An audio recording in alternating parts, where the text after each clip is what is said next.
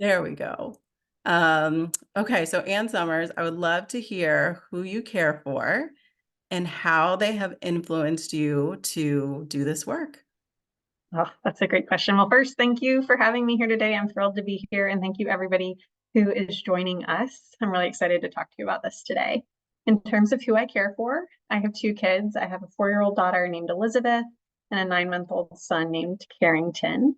And when I think about work as a working mom, I was raised by a single mom who worked and really set the example for, how to be driven and independent and all the things that we want our daughters to be.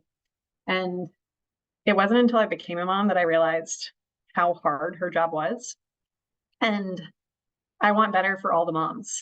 I want it to be better for all of us who are working moms right now. And I want it to be better for our daughters. So that's why I do this work.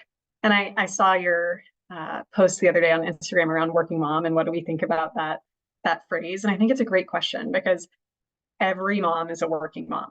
I don't care what you're doing. If you're a mom, you're working, right? And I want life, I want work to be better for moms. And this work is a pathway for that. Yes, hard agree. And I think that we're gonna, as we get into the discussion today, we'll talk about how this isn't just influential for people who work outside the home, but how it has the opportunity to impact our culture, our nation, and how we organize. So I'm very, very excited to get into that. Um, so Ann Summers, if you want to share your screen, Yes. you're ready. All right, here we go. Um, Can you see it? yeah, we can see it. Great. And I just want to start off by saying mothering in the US is unsustainable. I think that that's the biggest water is wet statement for anybody joining on this call. We are burnt out, both mentally and physically. And what does the data say about that? Yes, the data has a lot to say about it. And here on this slide is an attempt to visualize that burden. Now, there's a lot on this slide. So I'll start by saying the problem is massive and the data backs that up. And mothering is unsustainable for a variety of reasons. There's a physical health burden, there's a mental health burden, there's an economic burden. And when we were working with our designer on this infographic, I said, can we make it a circle? Because really all three impact each other. Well, we couldn't make it a circle, but so I just say that as a voiceover. But I'll start on the far left-hand side with the mental health burdens, because the mental health burdens of mothering are intense and it's hurting our health. So what's highlighted here is the first stat: 47% of working mothers have a diagnosis of depression and anxiety. This is far greater than working fathers, than the general population, or coworkers without children. Mental health issues are the leading cause of maternal mortality.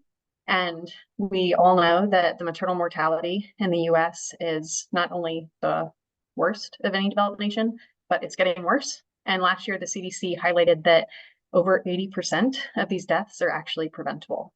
So we have a lot of work to do to improve the health of our working mothers. And luckily, the trajectory where we can go is up. We also know that 68% of working moms report being burnout.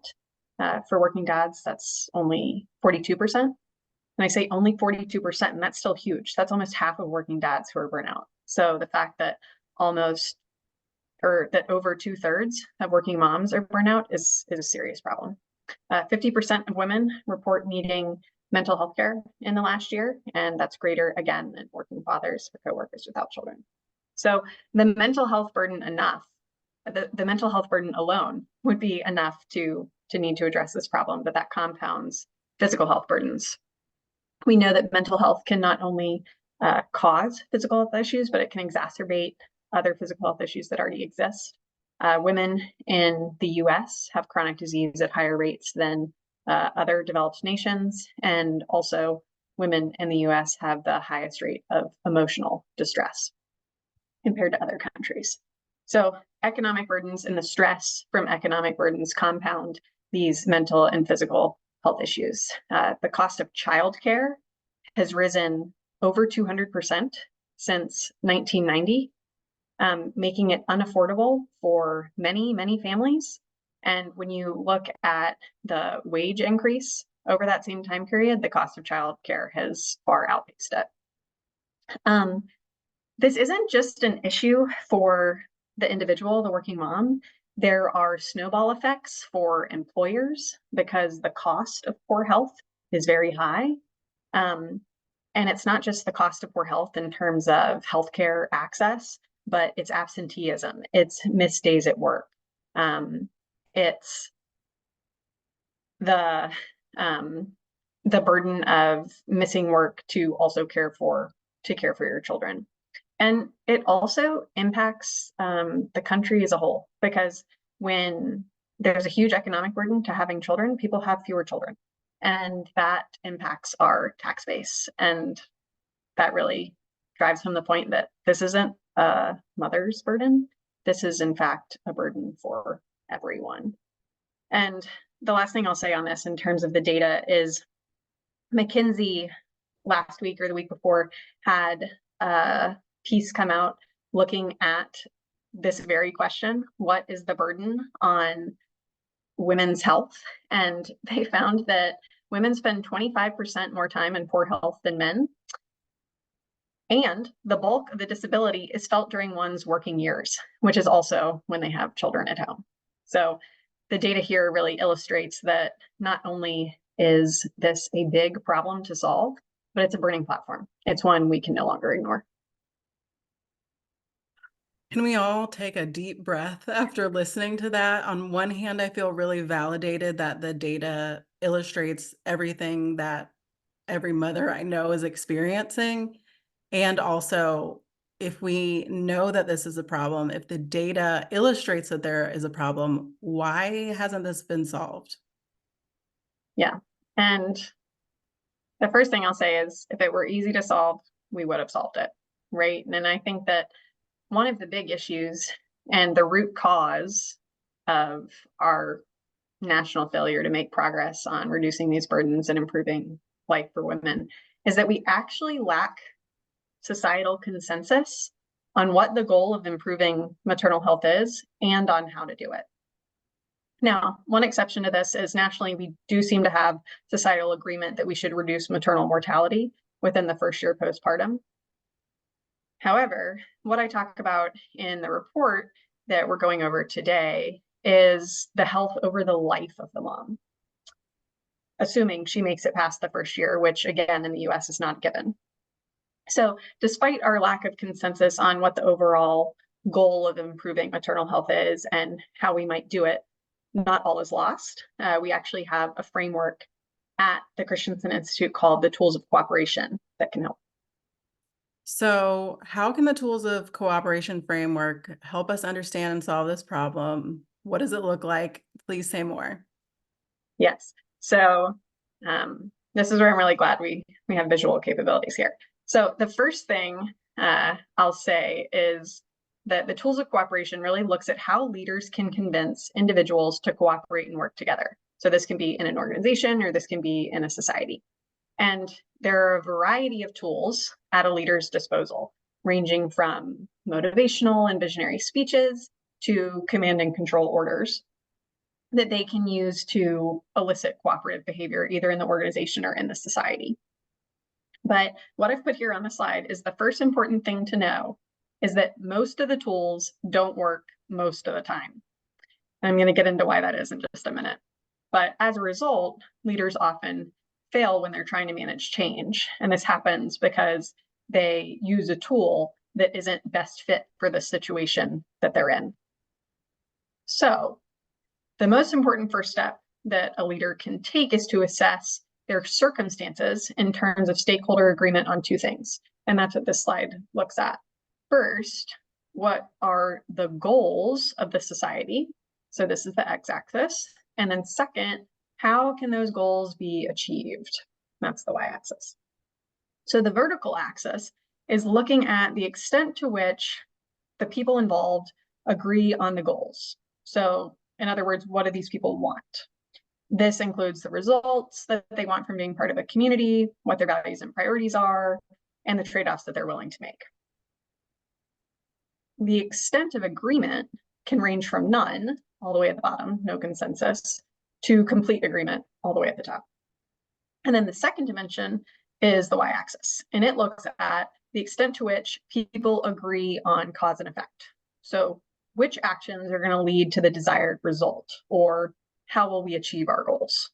Now, on the right-hand side is broad consensus. So this is strong agreement on cause and effect.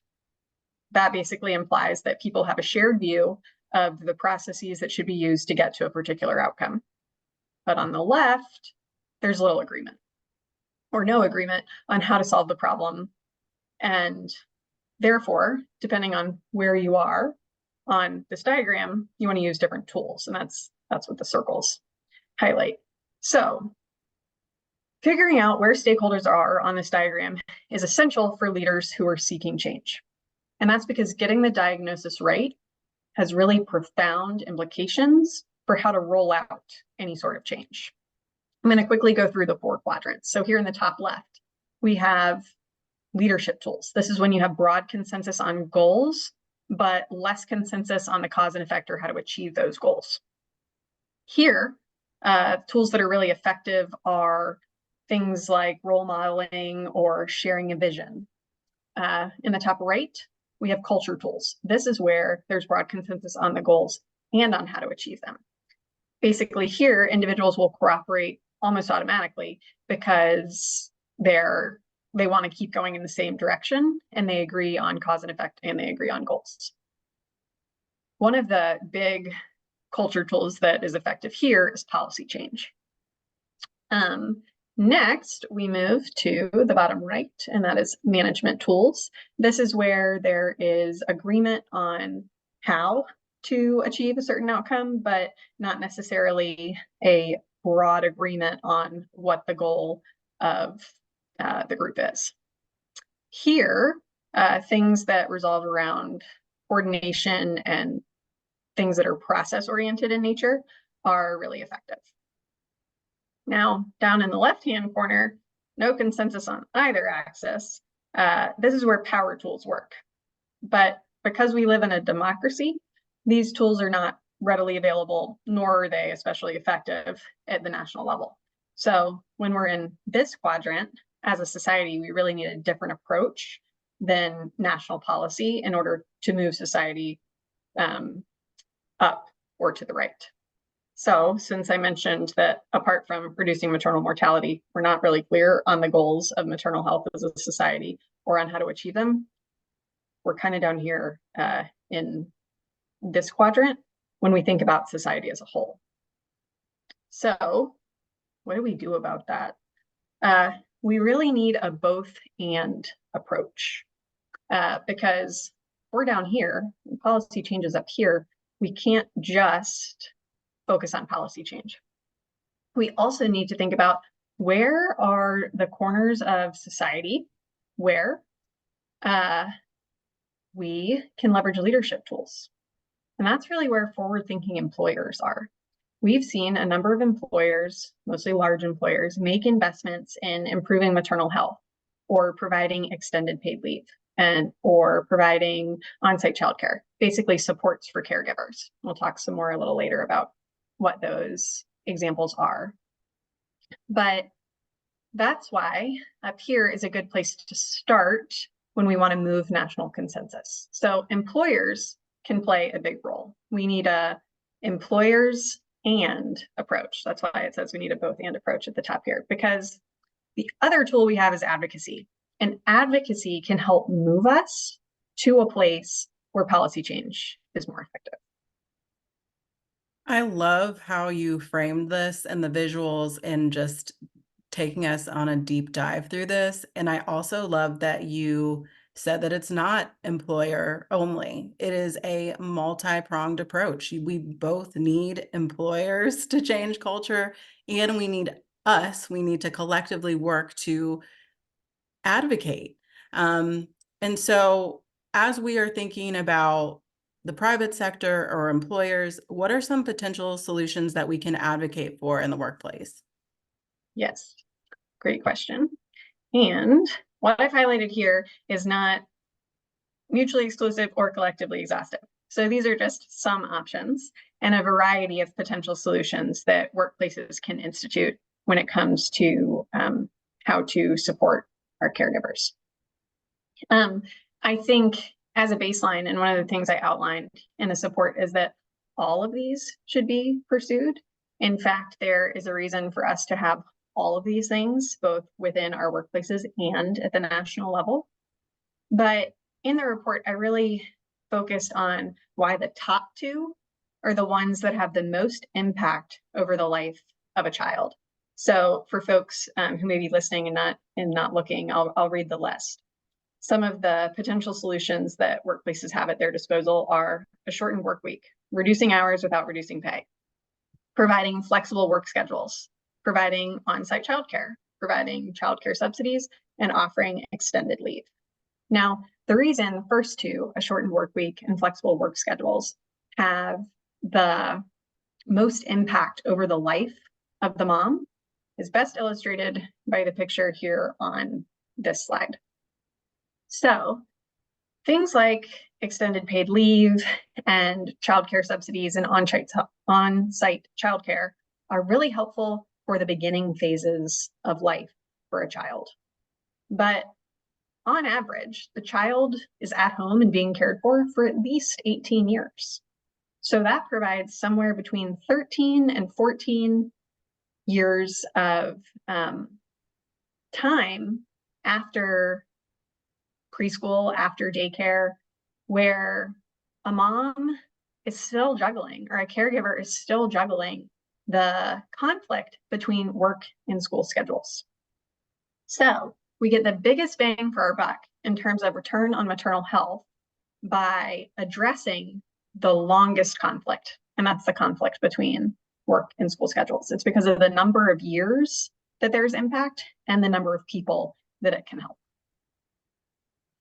I think that's really helpful framing too. I think we get very understandably get very focused on leave, and it's also just such a short period of time, and it's such a important period of time, but there are like multiple levers that we need to pull in order to make being both a parent and working work.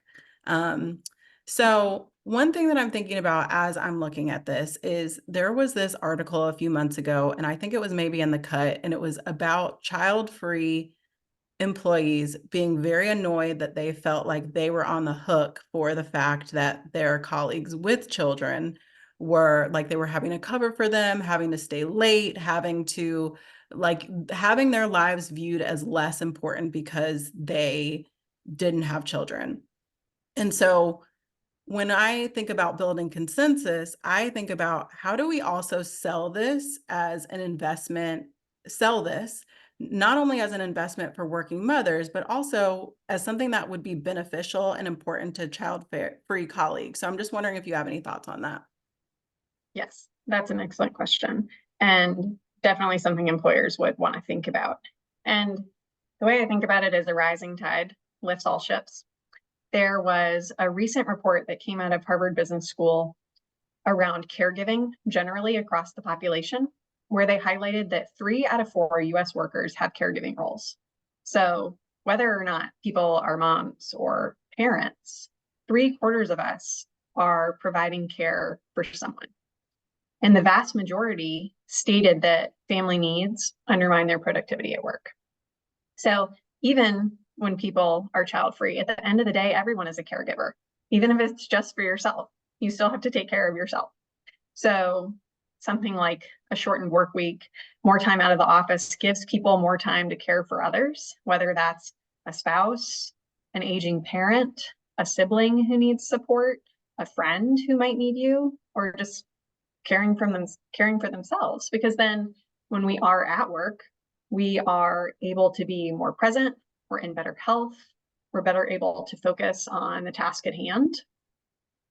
And like I said back on the first slide around economic burdens, when women aren't supported or perceive they won't have support when they have children, they have fewer children. And that impacts everyone because it impacts our tax base and national economy. Taking it back to it's everybody's problem. It's not just a mom's problem. Yeah, I even think about like if mothers have childcare and have access to it, whether it's on site or there's subsidies or something, that access to that ensures that the whole business operation is going to work well. It's not going to, that having childcare ensures that that workload isn't falling to someone else. So I think about that a lot. I also think about like, as we are building consensus, how do we flex our styles to talk about this? So it's important that people are able to take care of themselves or have a short work week because it's good for everybody and it's good for the health and all of that stuff, and work-life balance. And so now that like we've talked about the employee experience, why would an employer embrace a shorter work week? Yes. And that is the question, because I think a lot of people hear that and say, oh, in the United States, that would never work because capitalism and we must lose money on this, right? Well, if you look at recent 4-day work week studies and even a few older 6-hour work shift studies, that's not the case. And I'm going to share some of those findings with you. So when we look at the latest 32-hour work week study that came out of the UK, it really highlighted how improving employee health and well-being yields financial benefits for the company. So first, let's look at the health benefits. 40% of participants in this study reported fewer sleep issues, which at first you might think, does that really matter? Well, apparently fatigue-related productivity costs about $2,000 per employee per year. Also in this study, over 70% felt less burnout, almost 40% felt less stress. And these aren't just working moms, these are workers in general. This is all employees. And employers who participated in this study had an ROI. They saw a return on investment from shorter work hours. There was a 57% reduction in employee departures. And Raina, you know this because you worked in HR, but replacing people is really expensive. And when you can reduce the number of people that leave, then you get a return on that investment. And revenue also increased on average for employers who participated in this 32-hour work week study. So probably not surprisingly, at the end of it, 92% of the employers said that they were going to continue with the shorter work week. Additionally, in 6-hour workday studies, which was more for shift workers, this was a study out of Sweden that looked at nursing home workers. And instead of having an 8-hour shift, they had a 6-hour shift. It showed that employees were more productive, they took fewer sick days, they had lower absenteeism, and all of these things save companies money. And currently, we also know that the lost productivity due to the conflict between the workday and the school day, or really just work schedules and school schedules, because now that it's the beginning of February, I'm assuming all the moms on this call are already worrying about summer. It's not just the day or the week, it's actually the year. And the conflict that occurs between work schedules and school schedules over the course of the year, this costs the US $55 billion annually in lost productivity. And then perhaps my favorite stat is that there's really no evidence base for a 40-hour work week. We work 40 hours a week because of Henry Ford's efforts in 1914 to reduce the workday for his employees from 48 hours to 40 hours. He thought no one can be productive for 48 hours, but 40 hours, 40-hour work weeks allowed him to continue to run his manufacturing facilities 24/7. Now, almost 25 years later, that 40-hour work week got instituted into the Fair Labor Standards Act of 1938. And now almost 100 years later, we still have a 40-hour work week, but there's no evidence base that says we're productive 40 hours a week. Kind of like FMLA, there's no evidence base that says people should go back to work after 12 weeks. It's just, that's what politicians agreed on. I feel like we just need like collective moments to sigh deeply after some of these things. And we talk a lot about this in Chamber of Mothers, that how placeholders become precedent. So just like you were saying, there's no evidence behind a 40-hour work week, 12 weeks, you know, as we all know, at 12 weeks, babies are going through a sleep regression. So you have hyped yourself if you're lucky enough to be able to afford 12 weeks off unpaid and or your organization offers paid leave, you're going back to work at a very difficult time. And then I also think about, like, this is something that you touched on a little bit, is core working hours, like how we could be thinking about how we manage our time at work. Of Right. what if the day was everybody's in 8:30 to 2 or 8, however we organize it, but it allows for people to honor the rhythms of their life, honor the fact that, you know, school schedules are what they are and they don't match the actual workday.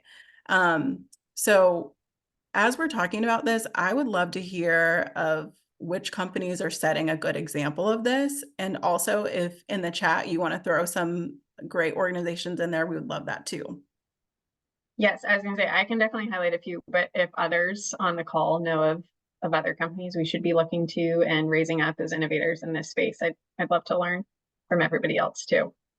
The few that I've highlighted here are for a variety of reasons. The first one, Patagonia, they have on-site childcare that their CEO says basically pays for itself because 95% of their mothers return full-time after maternity leave, whereas the national average is 57%. So they do provide on-site childcare.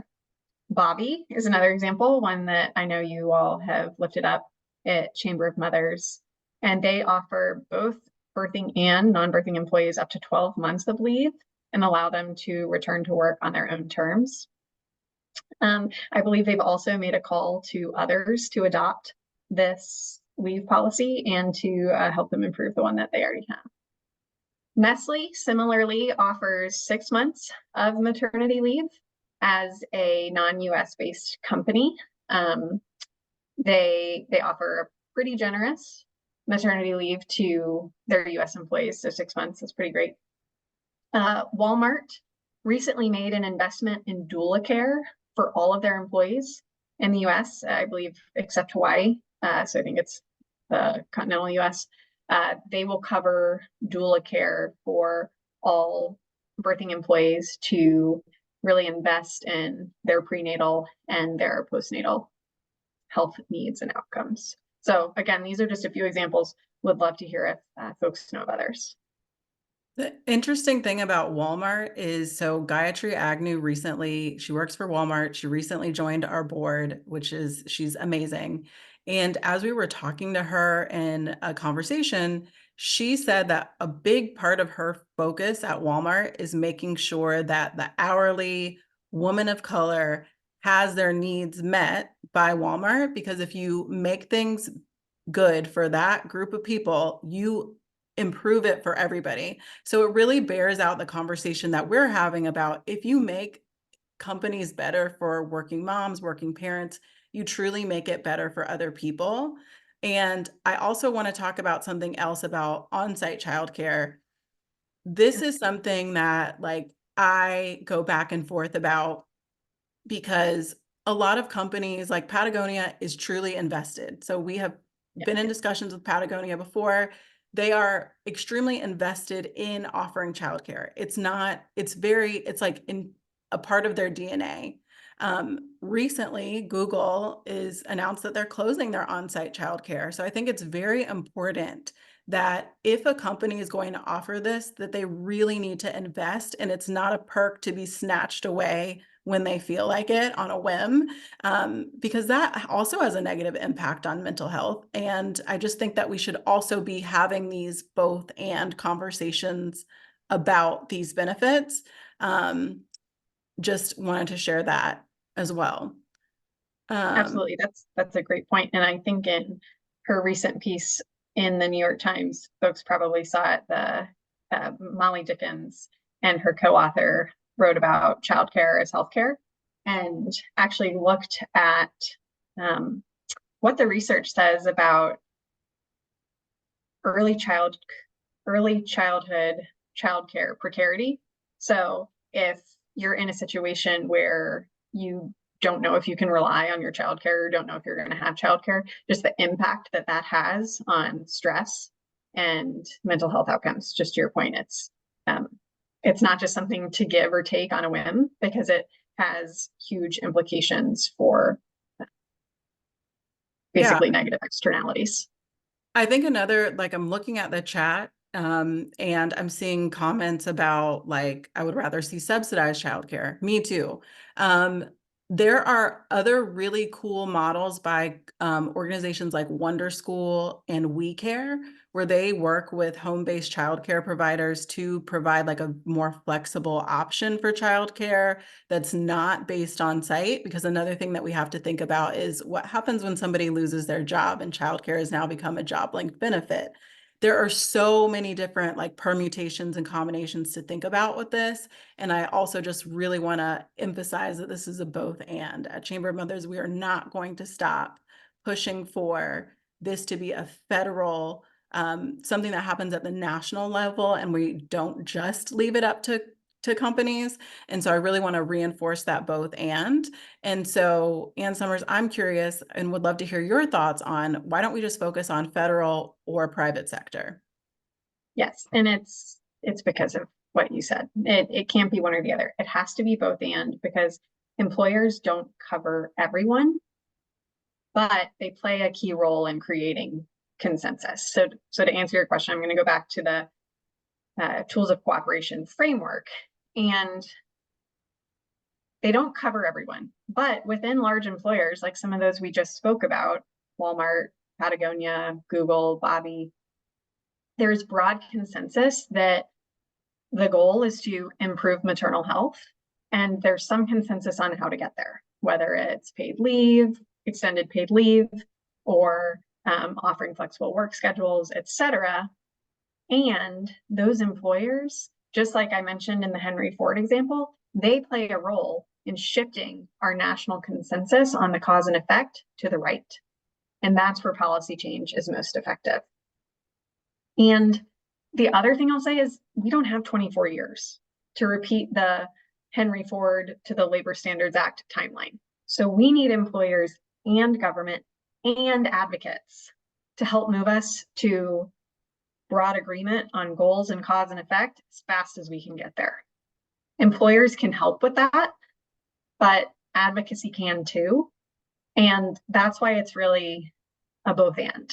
Both employers, advocacy, and government, these are all key tools to help us move towards a place where policy change is most effective.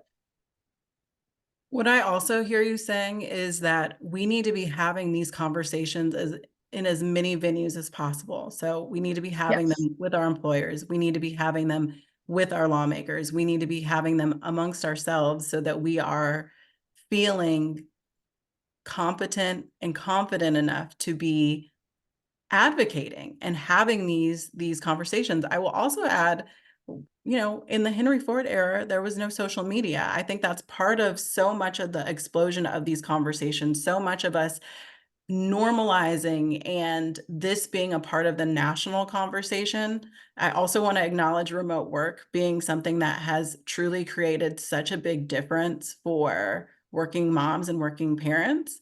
And also really want to acknowledge Carolyn's example that her own story that she shared in the chat. I think it's so powerful to continue to share our stories with these things, with these issues, because it normalizes it. It allows people from different generations to see that we can create and build and have something better. And it's a larger part of a narrative shift. There's also a section in the report where you ask, who's going to be our generation's next Henry Ford? And I really, really like that question. And how do you recommend that we put pressure on CEOs to answer that call? Yes. Oh, great question. There's not an easy answer. But I think it's twofold. So I think part of it is what I've shared here in terms of, share this data, share the data with chief financial officers, with chief human resource officers, and with CEOs themselves, that there is a return on investment of shorter work weeks, flexible work weeks, and caregiver supports, because it helps them win the talent war. And we saw like with the 4-day workweek studies, health improves, costs are lower, revenues go up. Also share example policies with these leaders, like those that were mentioned with the examples we gave here, whether it's Walmart or Patagonia or Bobby, et cetera, or others that you know of. And then, so one side, I think, is the data. The other side, I think, is being a vocal advocate within your organization for better caregiving policies. And part of that is telling your story. And I think that comes through two ways. If you're a leader, and we'll talk more about this in a second, it's really setting that example and normalizing talking about caregiving. If you're someone with lived experience, it's talking about it and sharing it with others. And before the start of this webinar, Rena and I were chatting, and she was saying, how did you end up in your current role? And I was explaining some of the backstory, and I said, I actually wrote a blog about this back in March, right before I went out on maternity leave. And I wasn't sure I wanted to do it because I really like my old employer and I didn't want it to come across negatively. But not that many people read my blog, so it'll be fine. And then it ended up being our most read piece. And I got so many inbound notes from moms saying, thank you so much for writing this. I really felt so seen. And I had such a similar experience. And so be a vocal advocate, share your story. Don't be afraid to be honest about what it's like to be a working mom, because that's how we make it better for all of us. Yes, I think that is such great perspective. And I think that, at least with Chamber of Mothers, we started because we all started sharing our stories. I shared my story about having 2 unpaid leaves and the difference it made when I had a paid leave. So our stories are so important. And I will also say, like, it's so important to think about how you're telling your story or who you're telling your story to.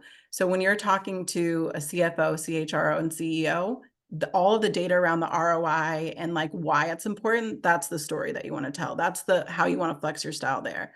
When you are talking amongst each other and when you're having those conversations peer to peer, or you're managing and leading teams, our stories can be a very powerful place where we don't always have to focus on the ROI. We should keep it in mind, but also know that there is a time and a place for that personal connection story.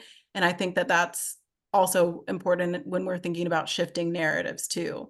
And then, so I guess my next question is, how can we move the needle in our own workplaces? Yes. So I think everything that you just said, Raina, for sure, but just remembering that we have the power to create change, whether it's as the employee or as a leader. So as an employee, sharing this report, sharing the data with HR leaders and an employee resource group that you might be part of, or with your union if you have one, making your voice heard. When feedback is requested, whether that's in an annual survey or if your boss is asking for feedback, share what work looks like for you and how to make it work for you.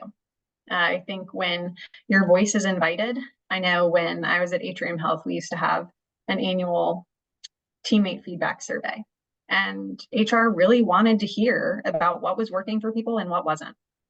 So whether it's a survey or a focus group or another way that you're invited to share your voice, don't be afraid to do so. And then as a leader, reconsider required work schedules and the policies associated with them. Raina, it's like what you were saying in terms of what are our core working hours? And by the way, those should probably align with when everyone is in school. So, somebody might have a high schooler and an elementary age student, and their school schedules probably don't line up perfectly, but there's some overlap there in the middle of the day. So let's all be in the office when it works best for everybody. Talking to employees, find out what works about the work setup, what needs to change in order to retain that talent, and then fostering a caregiving culture. This is something that was also highlighted in the Harvard Business School report that I was mentioning a few slides back around caregiving and caregiving supports, really talking about your caregiving responsibilities as a leader, whether or not it's for children. It could be for aging parents, it could be for a spouse, it could be for anybody else. So really talking about that and being open and transparent in order to create that culture. I think those are all really good points. And I think that there's a comment in the chat that talks about if you're a leader in your organization, talking about, I think it's not a weakness to say, I won't be in today because my child is sick and that's the priority. Or I don't take meetings after this time because I will be doing pickup. I think that also humanizes leaders. Like, and then I will even say for men leaders, taking parental leave, that is such a powerful example as well. I also want to go back to as an employee, like a lot of us don't have unions. I think that would honestly be the thing that would move the needle the fastest, and would create like the solidarity that we need to make these changes happen faster. But what can we do to use what we have? We can use employee resource groups like caregiving or women, or if you are a person of color or any of those things, you can use those employee resource groups to drive change, to advocate, to make meaningful change within your organization. And I think that that is a lever that we should pull. I also think that there are strength in numbers. It's very scary to do this on your own, to say, hey, I think that we need to be one person and shorten the work week. When you have 5, 10, 15, 20 people, when you have buy-in for other groups, when you have the data on your side, when you have all of those things, it is so much harder to ignore.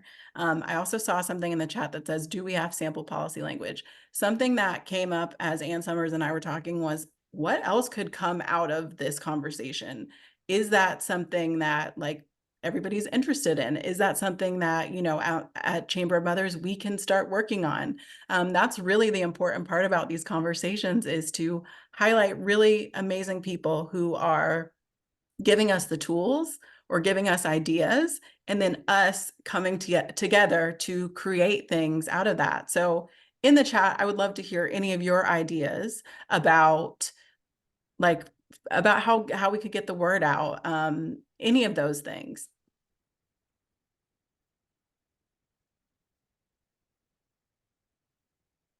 And this has just been such a great discussion. I'm also pulling notes for this as well. And so I will aim to continue this conversation.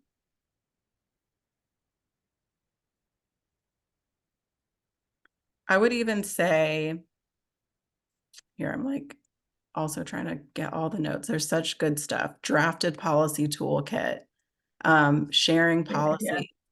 We can even lift from some of the great companies that we shared here. Like, if there are good policies that you know of, send them our way. And then there's also like, we will have additional toolkits coming this year. I can't tell you everything just yet, but we are going to be sharing additional ways that we can advocate and move the needle. Yes, Bobby's parental leave policy is open source. And so they often say, take our leave, do this policy. So it's 12 weeks paid, and then you can take up to a year off after that point, and it's unpaid. There are also really other great things that companies do, which is like do a phased return back to work. So thinking about leave, and it's a hard shift coming back. And so oftentimes companies will allow you to work part-time for the first month and then pay you for your full-time salary. So those are things to think about as well. Yes, I had phased return, and it was really great. Oh, cool. I love this. Listen to your mother's report. Yes, email me, raina@chamberofmothers.com. And also, yes, there's conversation about sandwich generation too. I think a big propensity is to think that leave is just for having a baby, but as our parents age and we see the problems that exist with childcare exist with elder care. It is just a spectrum. We are not going to outrun the foolishness. And so we really have to, that's another way to pull in people who think that parents who think that they've aged out of, or now that my kids are in school full time, I have to worry less, when they're going to need that same flexibility. They're going to need that same any of that when they are taking care of aging parents as well.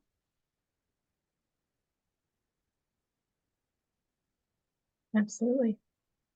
Yes, and Ann Summers just dropped the report. I would highly recommend that everybody take a look at this, read it, share it, disseminate it with your employee resource groups, with your CHROs, with any decision makers. There is so much good stuff in here, and I also think it's just like the basis, a foundation for us really being able to create change in the workplace, which, as Ann Summers so beautifully highlighted, making change in this area will influence the bigger picture. We need to pull as many levers as possible. We need to be having this conversation with as many people as possible. We need to be normalizing this. This is all a part of narrative shift. When I had my first kid 8 years ago, paid leave seemed so unrealistic. And now it's a part of the conversation every day. Every day I get a Google alert about conversations about childcare, about paid leave, about maternal health. And that is a result of us having these conversations. And I'd also add, as Ann Summers said, these are economic issues. There is a cost associated with when you don't provide these things. Somebody is paying for it one way or the other, and employers are paying the price, whether or not they know it. And I think it is so powerful to illustrate and provide real numbers, real data as to how they are paying for it. And would you rather pay for people to be happy, engaged, retained? Or would you rather pay for the opposite and have that negative impact on your ROI? And I think it's one thing we didn't touch on as much is Ann Summers. I think it's so important to, like, how do we have the conversation of like, we are expecting better of you, CEO. We are expecting the CEO who's not going to demand return to office, but actually innovate and do whatever it is they're supposed to be doing, golfing Gary. Or, like, what are you gonna do to be that person? How are you going to leave your mark? And is it gonna be a positive mark or is it gonna be a negative mark? I think that those are questions we should be asking, and I'd love to hear just in a couple minutes, like, what you think about that. How do we put that pressure on CEOs and C-suite to behave in that manner? Yes, and to answer that, I'm actually going to draw on one of the lessons I learned working in corporate innovation. So before I joined the Institute, I worked at Atrium Health and I worked in innovation and then in corporate strategy. And in innovation in a large health system, those two things might sound like they don't really go together. Large health systems are very risk averse, as they should be. Innovation is let's try new things, let's do things differently. So there's a lot of culture clash there. And one of the things that I learned in working in innovation was to find your advocates at the top. So not all of the C-suite was a fan of innovation, but some of them were, and some of their chiefs of staff were, and they had the C-suite's ear. So it was really about finding the advocates in the organization who have the power, whether it's the visible power or what I call more of the behind closed doors power that maybe some of the chiefs of staff had. And it's really ensuring not just that they like your work and they support it, but that they're true advocates of it and that they can advocate for your cause and talk about it like you would, even when you're not in the room. So you might not be able to get the CEO's ear or the CFO's ear, but you can probably find your way to making advocates who do have their ear. So I would say find the individuals, the leaders in your organization who are advocates for what you are trying to change and build the case with them. Get them just as invested in it as you are. I love that. I love the idea of, I often say in my working mantras work, like, I don't have anything to prove. And like, we need to find the people who don't have anything to prove. They need the data. They need the stories. They need to be pushed to be that type of leader, and they will be your advocates, and they will be your champion, and they will hold a megaphone for you. Those people exist. Like, I honestly would not worry about Golfing Gary, who like wants to come back to the office because he didn't have a social life outside of the office, and like, we just need to be here, okay, till 5 o'clock. That's probably not your person. But there are people who are innovative, who are forward thinking, who are progressive, who want to leave organizations better than they found them. And those are the people that you are going to want to befriend, to be interested in, and to get interested in your work. I'm so glad that you all love Golfing Gary. This came up last week when I was making a post, and he's just sticking around as my avatar of just foolishness. Love it. Any other thoughts before we wrap? We have about 5 more minutes.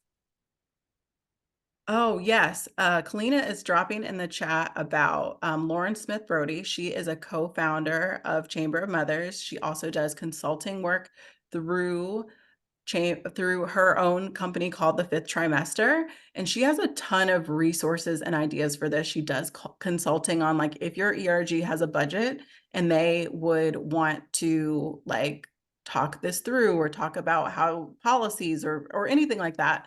She's a great person to like, who does speaking and things like that. There's a lot of people within Chamber of Mothers who would be interested in that.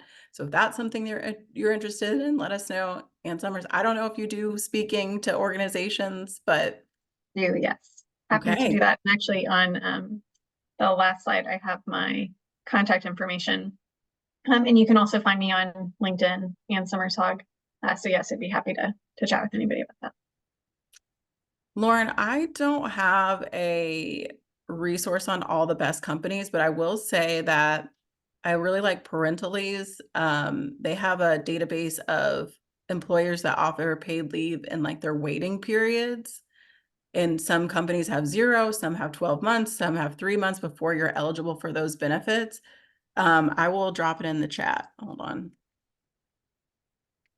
on. And